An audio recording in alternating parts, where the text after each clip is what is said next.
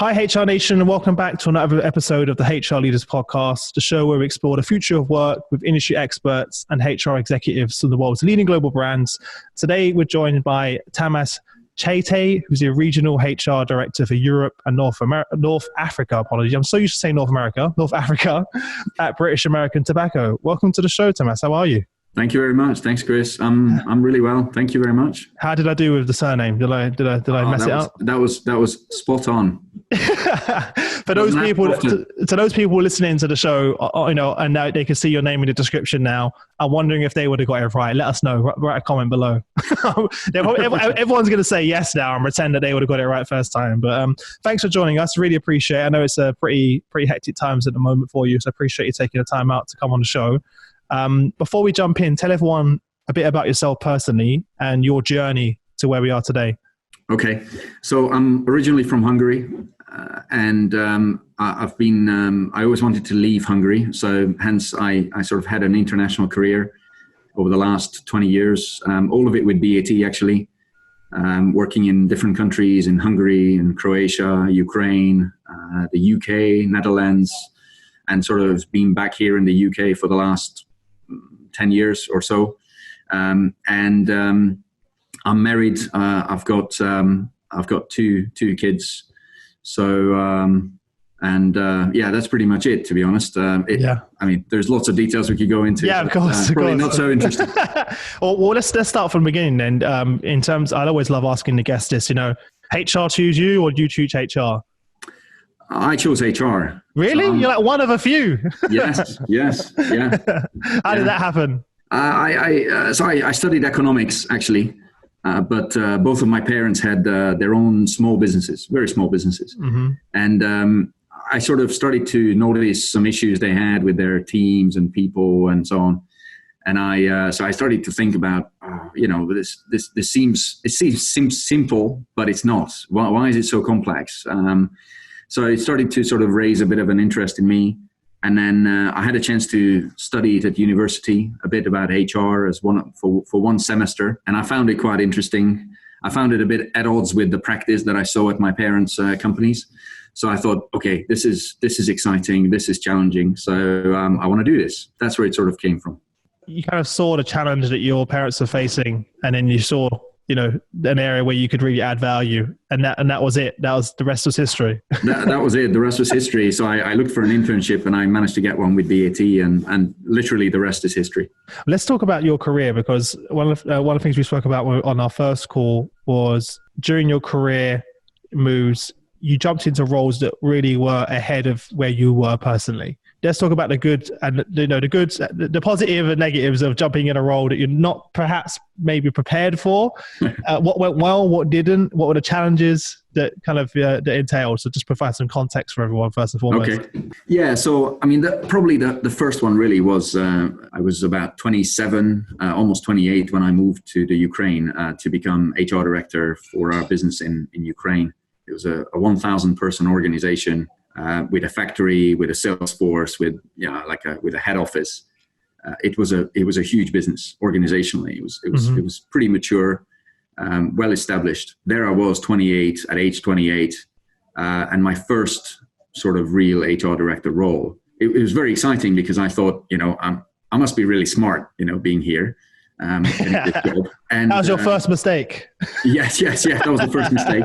Exactly, And to be honest, it was very exciting because I was picked by the general manager to go there. So I knew I had support, and I sort of had a vague idea as to what sort of changes he wanted to drive in the business. So that made it quite exciting because there was a lot there. There was a lot of change that he wanted to make. So I guess I always loved the change aspect of it.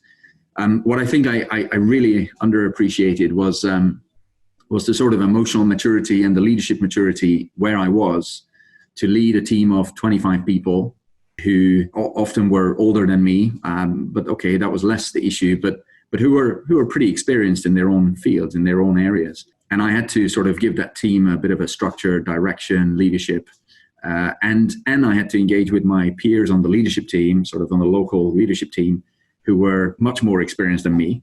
And I somehow had to sort of represent HR in that leadership team, and at the same time learn about the business and sort of be business minded as well. There was so much change that I wanted to make that I think I sort of lost sight initially of needing to bring people with me, needing to explain better to the organization what all the changes were and why we needed to make them. I thought, well, if I just did the changes, everyone's just going to follow. Sure. Sure. Yeah. And it wasn't like that. So after about 9-10 months in, I had a really low point.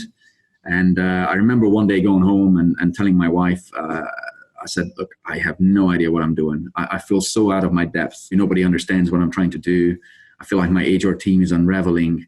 And funnily enough, in retrospect, that was sort of the low point. You know, if you have a curve, that was sort of the low point. And things started to improve after that. Just before it starts going up, right? Yeah, exactly. But it was a pretty horrible moment. And it was a moment of humility to sort of recognize that I haven't got it all figured out. I don't really know everything. I need to pay a bit more attention. I need to be a bit more patient. I need to learn and listen to the people and the team, not just the HR team, but the wider organization, and bring people with me on the journey rather than just plow ahead like crazy, hoping that everybody else is going to follow. Looking back, what were the steps that you would have taken looking back? What would you have done differently? I would have made changes in my team faster, and I would have made the changes. So as opposed to letting, so I had a few members of my team leave, and they resigned and they left, and I was not unhappy about that, but it did seem like I was not in control. It seemed like life was controlling me rather than me trying to control things. So that didn't come across very well. It created the wrong perceptions in the organization. Yeah, it didn't allow you to sort of control the narrative to some extent. Exactly. I didn't control the narrative. I should have prioritized better. So I should have thought about all the things that I wanted to change, and I should have thought about, right, how do we prioritize these so people can absorb this, people can appreciate and internalize the changes, and then sort of go with the program and go with the changes. I didn't think through the amount of change that we were unleashing on the organization. And it was too much too quick, you think? Yeah, it was too much too quick. I should have prioritized, and I should have said, okay, let's take one thing at a time. Where are we going to get the biggest bang for our buck? And how should we therefore go about this? Because one of the mistakes that I see a lot of people making, I don't know if you share that same thing in this circumstance, is just not taking the time to build the relationships before rolling out any type of change. So spending the first, 6 months building those relationships with those key stakeholders that you're working with, understanding their challenges, their needs, what motivates them, to kind of bring them on a journey with you. Do you think you've done that quite well? So I think I've done that reasonably well within the HR team, but not nearly as well outside of the team. So with my peers, it was okay. With the others on the leadership team, it's fine. But in the broader organization, there were a number of opinion leaders in the other, in marketing and sales and finance and so on. And I didn't really engage with them properly. In HR, I think I did. So I had a couple of people who actually helped me through that sort of bottom of that curve, because they were excellent in giving me feedback, sort of pretty straight. It's really what you need. It's really what you need. Which is exactly what I needed, and I hugely appreciated it that they did. Doesn't feel good at the time, though, right? No, it occasionally didn't. Occasionally didn't, to be honest. Yeah. But it was very valuable, and it was a very valuable lesson for me for the future. Yeah, that's normally the way, right? It's kind of and so many HR leaders I speak to right now, they tell me, they want more of that from their team. I said, what do you want from your team? And a lot of time they're like, just more feedback. Yes. But then I say at the same time, well, you have to be willing to take that feedback on board and actually do something about it. Because if they give you the feedback and nothing happens, then you're in a worse position than you were beforehand. So you got that's very true. Careful what you wish for in that situation. Yeah. So once you kind of came through that, that curve, what changes did you then make to, take yourself and the team and the business to the next level? A lot more communication. So I think I sort of realized that people weren't following what we were trying to do. And especially on the organization side, I was sort of the front face of that as the HR director. So I slowed down, and I started to engage a lot more. I started to communicate a lot more. There was a lot more of sort of repeated, hopefully intelligently repeated, but repeated communication that we did around the changes we wanted to drive. I think we spent a lot more time focusing on the why as opposed to the what. Yes, so important. Such a big mistake. Why are we planning? Why do we need to change? Yeah, what is the business scenario, and why do we need to change for the sake of the business? Yeah. And I think that helped quite a lot. A lot of people miss that part as well. And it needs to be in a language that people can understand. You know, it needs to be, what does it mean for Chris? What does it mean for me? How does that affect my role? Because if people don't understand that, then immediately they'll become disengaged as well. They can ignore it as well, right? Or completely ignore it. The other way as well. So you said before when we first spoke as well that there's a role that you were denied, right? And that you kind of that you were overlooked for. Yeah. Well, tell us a bit more about that, and what did you learn from that? So that was actually much later, and I really wanted to get a particular role, and that was a senior HR role, and it was interesting because they asked me whether I wanted to be considered for it, and I said yes, I'd like to, really would like that role, and then they sort of let me know later on that I didn't get it. And it was a pretty bitter sort of experience because I thought I was in the business, right? In the same business. Yeah, in the business. Yeah. And I thought I was ready not ready, but I really wanted to do that role. I thought it would be really exciting to do it, given the changes that the business was going through. I could lead a lot of those changes as doing that role. And I thought that would be a very natural career progression. So it was pretty unpleasant at the beginning for a few days, and then funnily enough, about half a year later, as I was watching the person who was doing that role, I realized that it was a bit crazy. It was a bit mad, to be honest. It was very chaotic. It was like a ridiculously high workload, and the person who it was a lady who got the role, and she was working insane hours, and I think it started to take its toll. I think it was becoming really difficult for her and her team to try and hold things together, to try and make changes that were delivered well, not only changes that were just sort of thrown out there, because they didn't have the time to do it. Yeah. So after a few months, I realized that actually I felt blessed that I didn't get the role. You know, it was sort of the bruised ego, but then I realized that it was ego, and actually I have to be a little bit more, a little bit more humble, and acknowledge that, maybe it was good that I didn't get the role, and I think I learned from that a lot, to say, well, be careful what you wish for. You said that before. Be careful what you wish for. Yeah. But but what you said before, though, that this role you mentioned, that really launched your international career, though, didn't it? That first HR director role. Yeah, it did. It sort of put me on the map, to be honest. Yeah.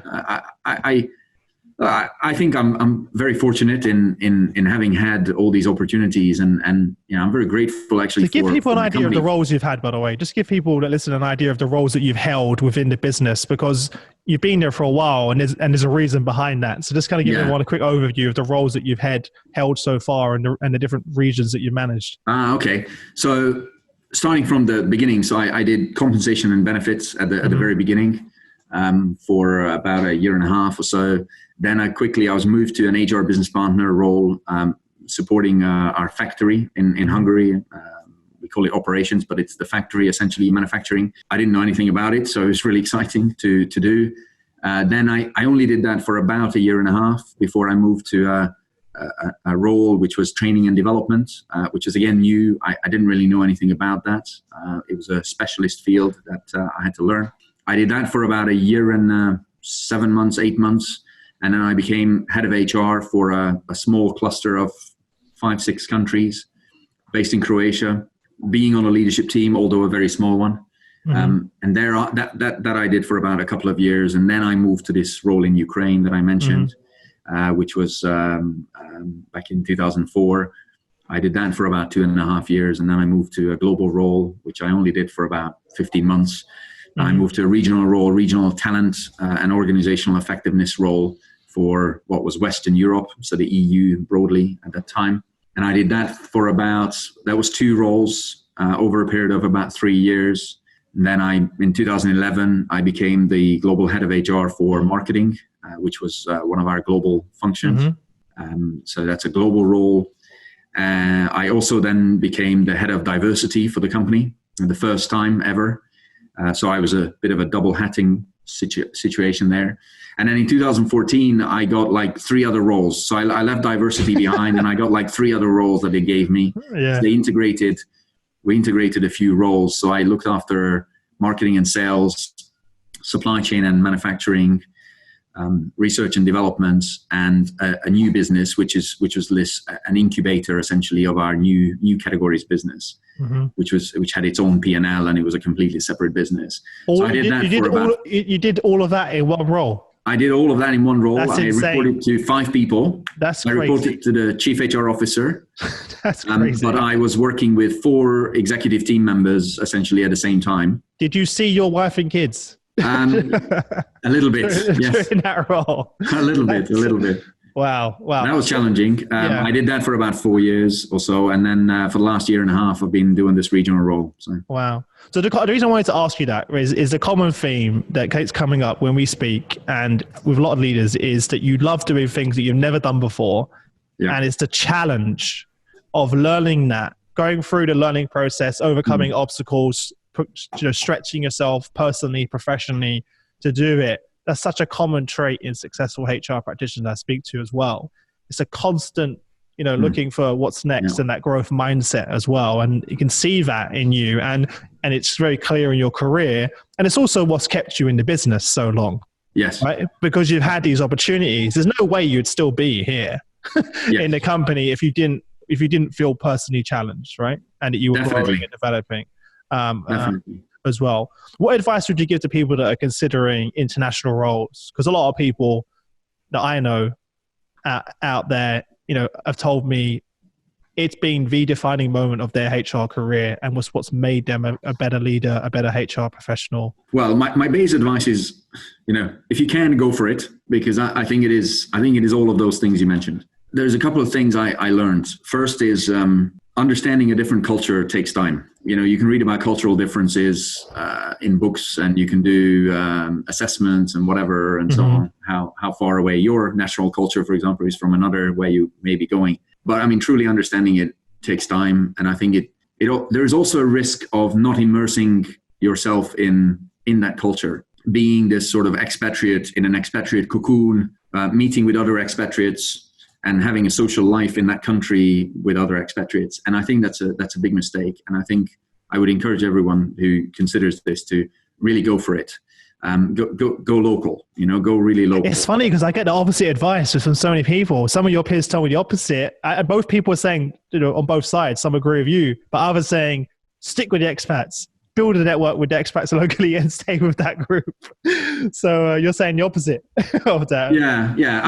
I think you will, at least what I found is you probably quite naturally meet other expats anyway, because there's professional associations and whatever. The schools and stuff like that. And schools and embassy and all that. So that sort of happens naturally. But I think the risk for me was always that I would sort of just fall into that and not go and understand how people really live and think. Immerse yourself in the culture, right? Really immerse yourself. So that's one. I think the other one is discuss it with your spouse, your partner. So and really discuss it. So discuss are you ready, both of you together, if you're in a relationship, are you ready to go and commit to this sort of life for 2, 3, 4 years or however long, or it might be much longer. I find it's a lot harder on the spouse.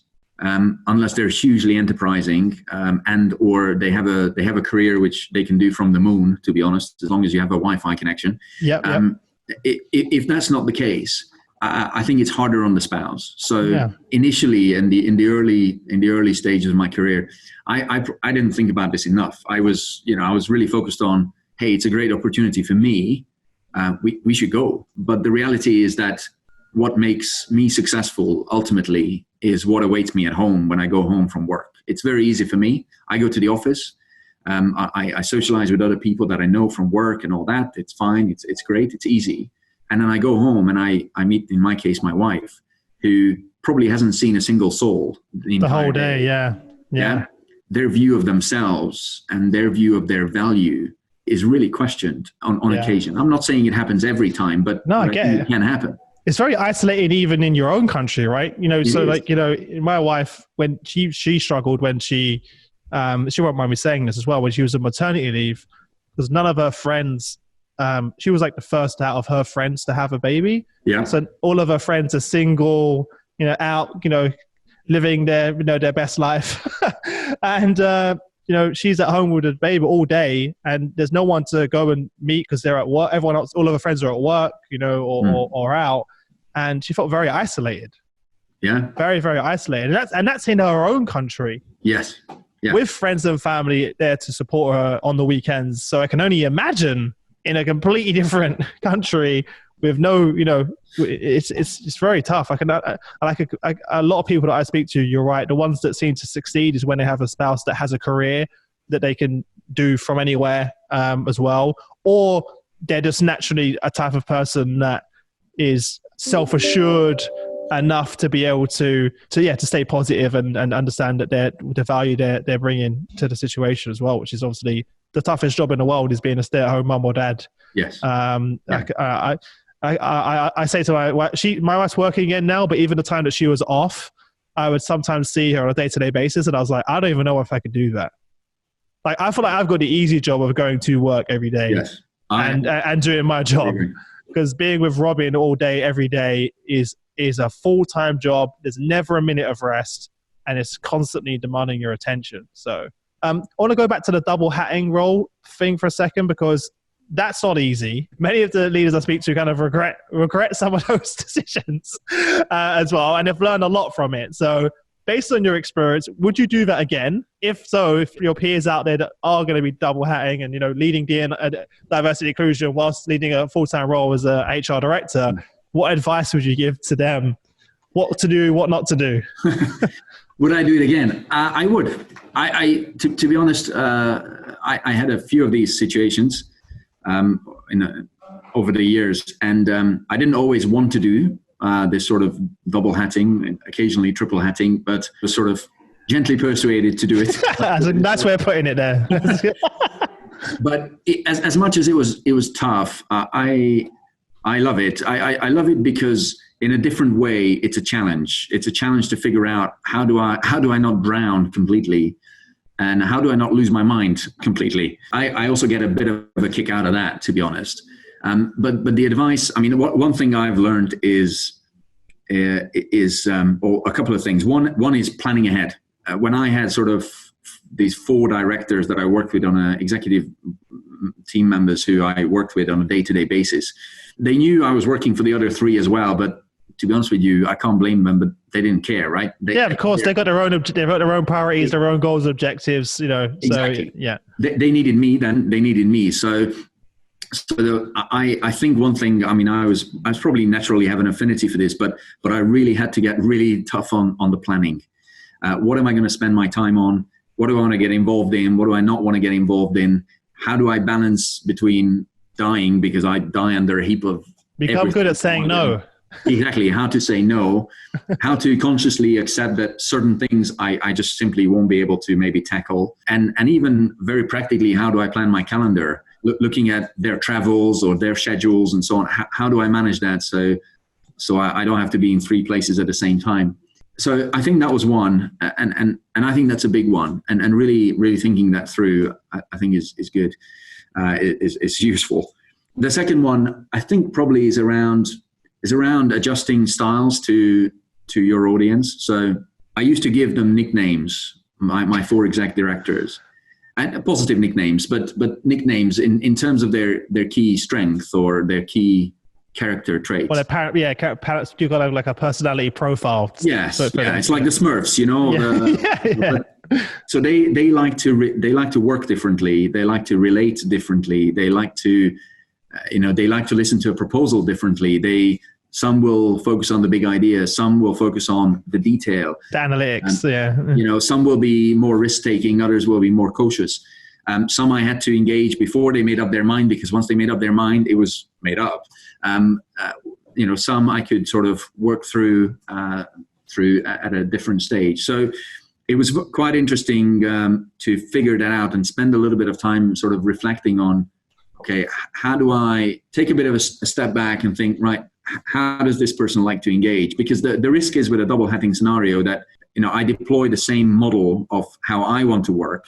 No, it doesn't ever work. And I found that actually they're very different. So I need to adjust to them. How did you do that? What kind of questions are you asking when you meet with them one-on-one? What does that look like? How do you establish, how to, engage with them and make sure you can deliver and manage expectations? So I was really paying a lot of attention to what questions are they asking? What sort of things are they talking about? So one of them, without naming names, one of them was really is a big ideas person who likes the sort of transformative power of big ideas. He's also very big on letting his team get on with things, and he wants to set the direction and the tone and the big vision, but not necessarily wanting to spend time in the details. So by just listening to what are the things that he is speaking about in a conversation of half an hour, how much does he talk about detail? How much does he talk about sort of the big idea? That already sort of, started to tell me, okay, how do I engage with him about things? And occasionally you have to talk to them about a real detail, but how do you put that into a context? How do you frame it? Yeah, exactly. How do I make sure that I do that in 5 minutes rather than in 45? Yeah. So really the key thing you're saying is, listen, but actively listen. Listen with intent and purpose, and listen and then prepare accordingly. Mm-hmm. But there was another one that was very interesting, who was very detailed, very, very precise. And so I started to prepare really in a detailed way. So I would go through a lot of the detail with him, because that gave him, I think, comfort that I knew what I was talking about and I was in control of the agenda. Yep. And that then meant that over time he relaxed a little bit and he let me get on with it, because he was, I think, confident enough or accepted. Okay, I'm going to deal with the detail. Yeah, I did that. You're very right. It is about listening and then sort of reflecting a little bit and then playing to how they like to be engaged. Before we wrap up, if there's sort of one parting piece of advice, what would that be? And then where's the best way for people to connect with you and stay in touch? I think most people I know are capable of much more than either they or others think they're capable of. So I've found that often. Probably the most proud sort of moments of my career are people who were very junior in very small roles, who, not just me, but many others, we could spot and we could develop, and they've flourished into very often senior people. And seeing that is phenomenal. And I think you do need help. I think you need luck. But of course, we all need luck. You need to work hard. But I think people are capable of a lot more than often they or others think of themselves. That's probably it. Where can people connect with you? Well, I'm on LinkedIn, so if they can find my name, I'm on LinkedIn. And I'll copy it below so everyone can find it. And I'm just about to set up a bit of a blog, but let's see. Nice. I've never written anything like that before, but I'll give it a go. Now's the time. Now's the time. Fantastic. Well, look, thanks again for everyone listening. As always, guys, if you head over to hrdealers.com/podcast, you'll find the show notes on the episode. Everything we're talking about will be linked in the description. Also linked to Tamas's LinkedIn profile as well. Apart from that, thanks for sharing your journey with us. Thank you. I wish you all the best, Chris, until we next speak. That's great. Thank you very much, Chris. See you later. Thanks for having me on the show. Bye. Bye. Perfect. How was that? That was good. That was good. I thought that was really cool. Like we'd kind of went a bit like all over, but that